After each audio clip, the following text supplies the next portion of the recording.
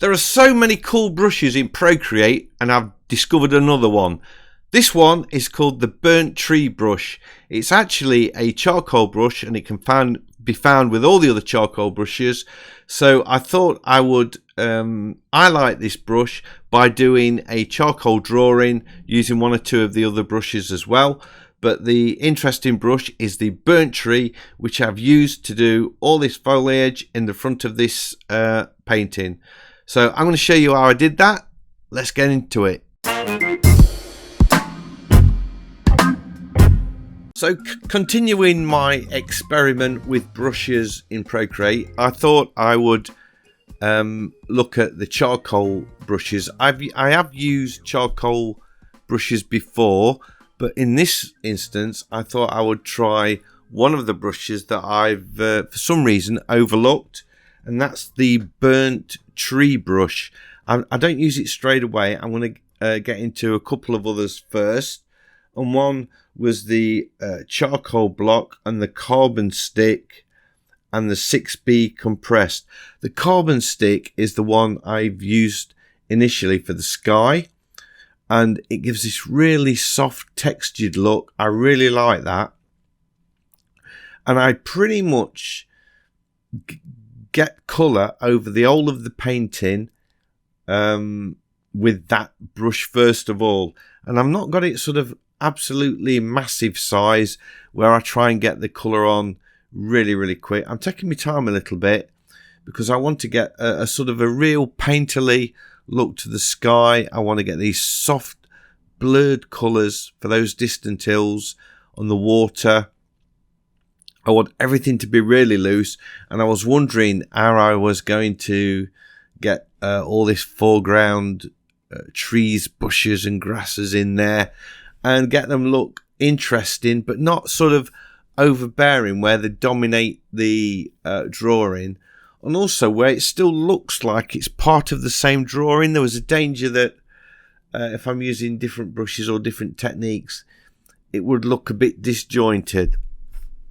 So anyway, I started off with this carbon stick for the colour, and I pretty much used that extensively to get the colour on.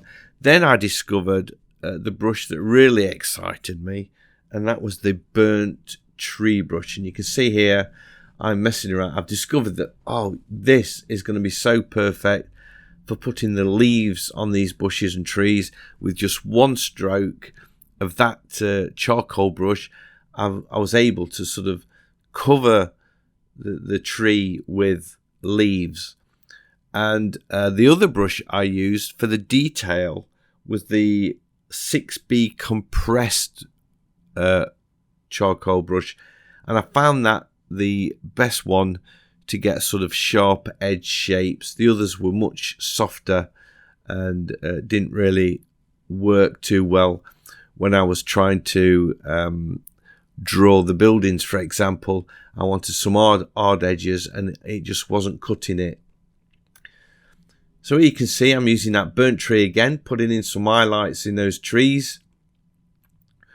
I've got several layers going off at the minute now. I've got the sort of sky, that distant hill and the water on one layer.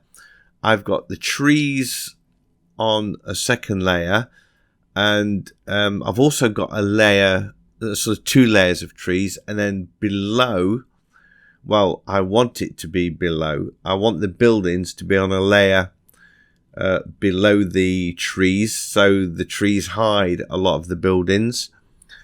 And I screwed up and drew them on one of the other layers. Now to cut and paste to create that layer. I don't know if I've done it yet. Yeah, I think I've sorted it out by now. So I'll start going in and just lifting those trees a little bit higher to meet where I want the building to be, because I wanted the building to just touch, cut across one of the horizontals where the distant shoreline is, with the chimney stack. And I don't mean the actual hillside, but the kind of the beach bit. I wanted that to sort of intersect into that and bring it all together.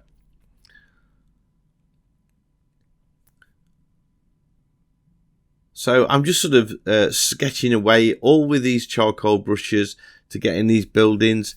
I want it to look, although it was, there we go. This is where I do the cut and paste to merge it down to get it on the right layer. I was drawing on the wrong layer. I wanted to get it to look as though they were drawn without any effort. So I sort of begin sketching them in, and there you can see I'm using the wrong brush, and it's got this furry edge to it. And it took me a while to work out I needed the 6B compress brush for those nice hard edges.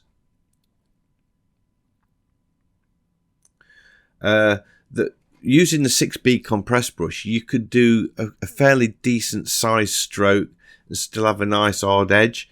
With the other brushes, you had to sort of reduce it down to a pencil size to get the edge, and that's not what I wanted. And this all looks a little bit laboured at this point. It's okay, but it hasn't got this sort of spontaneity that I think the rest of the drawings got, which I've got to resolve somehow. But I continue getting the buildings in because I wanted to sort of get that resolved. I wanted all of the buildings finished. At this point, I'm not too worried that it looks a little bit laboured, because I'm going to address that just with a few quick strokes a little bit later on. I think when I zoom out, you'll see more closely what I mean about the fact that it looks a bit laboured and they look drawn, where the rest is much, much looser with just sort of quick strokes of the charcoal. So I'm pretty much I'm not going to put all of the buildings in. I'm just going to put a few. When I zoomed out on the photo, I suddenly realised there was these really nice highlights on the roof, and that's when I started to get it together. So I'm using that carbon stick to get those roofs in, and it still all looks a little bit laboured. Can you see what I'm saying? It looks like it's really been drawn on with a lot of attention to detail. So here I choose a really light colour and put in these subtle strokes just to resolve that issue I had with the buildings, and then I am much happier. I'm just working on some of the bushes in front of the buildings, which I know I'm going to overpaint on a different layer with the foreground shrubs and trees. I decided that I wanted the background behind it to be a little bit darker as well. It was all looking a little bit wishy-washy. So, and I'm using the complementary colour techniques that I demonstrated in a video a while back, where I select a colour and then overpaint it with the complementary colour by selecting the colour the opposite side of the colour wheel. And there's a lot of that going off in this. It's all really very loose, just sort of indicating the way the water's lapping on the land and so on. Just getting a few darks. So I'm sort of doing the detail work now. I decided that the foreground's looking a bit messy, and I wanted to work on that as well. So I darkened it up, and this is where this burnt tree brush was just so useful. It was so easy to get these sort of shapes in. You can see I'm putting the highlights of the leaves in now. That was just really, really easy.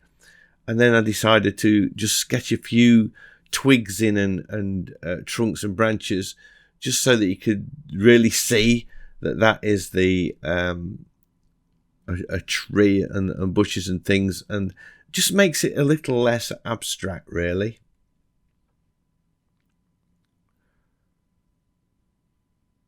So I fiddled around with that a little bit and put a few branches in and then deleted them again, then put a few more in. Then I decided that it'd be nice to put some highlighted branches in for where the twigs suddenly appear out of the top of the leaves dark. I get it signed. So once it's signed, I look at it for a few minutes. I decide that the horizon just needs leveling up a little bit.